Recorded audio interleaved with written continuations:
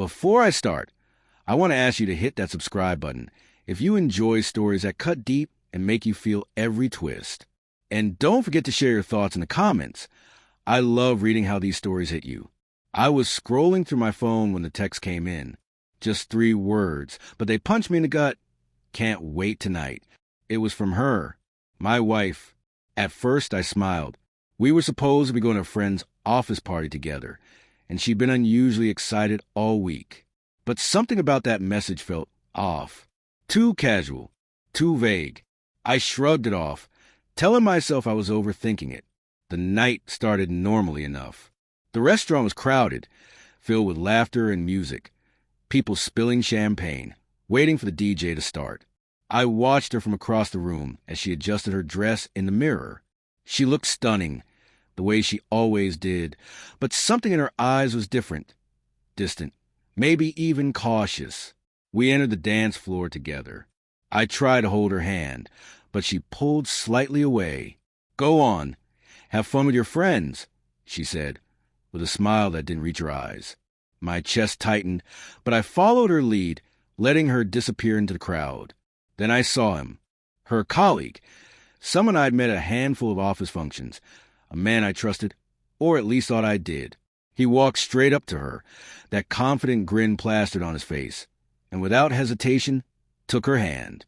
She laughed, leaned into him, and let him twirl her around the dance floor. Right there, in front of me, something inside me snapped. But instead of storming in, instead of yelling, I froze.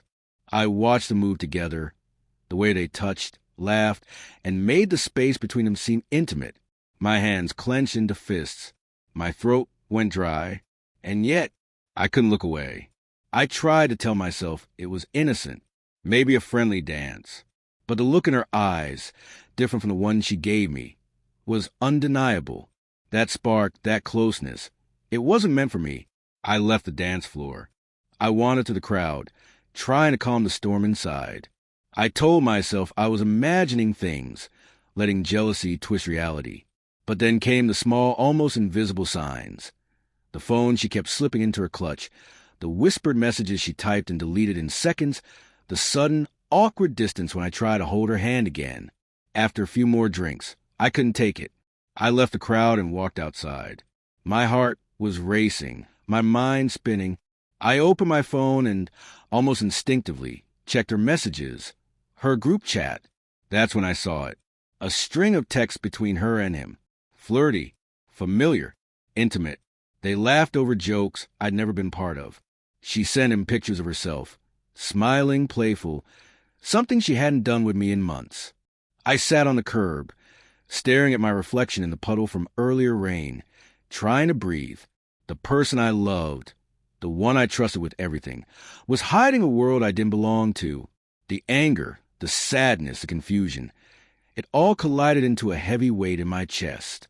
When I finally went back inside, I saw her again. She noticed me immediately, her smile faltering just a little. I didn't say anything. Instead, I let her continue dancing with him for a few more moments. Then I stepped in. "Hey," I said, my voice steady, though my hand shook. She froze mid-twirl. The music felt distant, muffled, as if the world had narrowed down to just the 3 of us. He stepped back, sensing the tension. I looked at her, really looked, and for the first time that night, I spoke my truth. This isn't okay. You're dancing like this with him, laughing like you never do with me. I can't ignore it anymore." Her eyes welled up, and I realized she knew. She knew I had seen the messages. She tried to reach for me, but I stepped back. "Don't," I whispered. "Not now." We left the party without another word. The drive home was silent, the kind of silence that feels heavier than 1,000 arguments. I thought about every memory we'd shared, the lazy Sunday mornings, the small surprises, the inside jokes, and suddenly they all stung like lies. The betrayal wasn't just the dancing, the messages, the closeness with someone else. It was the fact that she had let me see the cracks too late. That night, I realized something important. I couldn't control her actions, and I couldn't change the past. But I could choose myself. I could choose honesty, dignity, and the slow rebuilding of my life, even if it meant heartbreak. In the weeks that followed, we talked. She confessed, admitted feelings I hadn't known existed. There was guilt, regret, and even love tangled in the mess. But some things, once broken, can't be fixed the way they were, and I had to accept that. Sitting in our living room one quiet evening, I finally felt a sense of closure, not the fiery, dramatic kind, but the calm, painful kind. A kind that told me, I am worthy of trust, respect, and love, even if I had to find it outside of her. So here's the takeaway. Betrayal is a cruel teacher, but it forces clarity. And sometimes stepping back, holding your ground, and letting truth speak for itself is the strongest response you can give.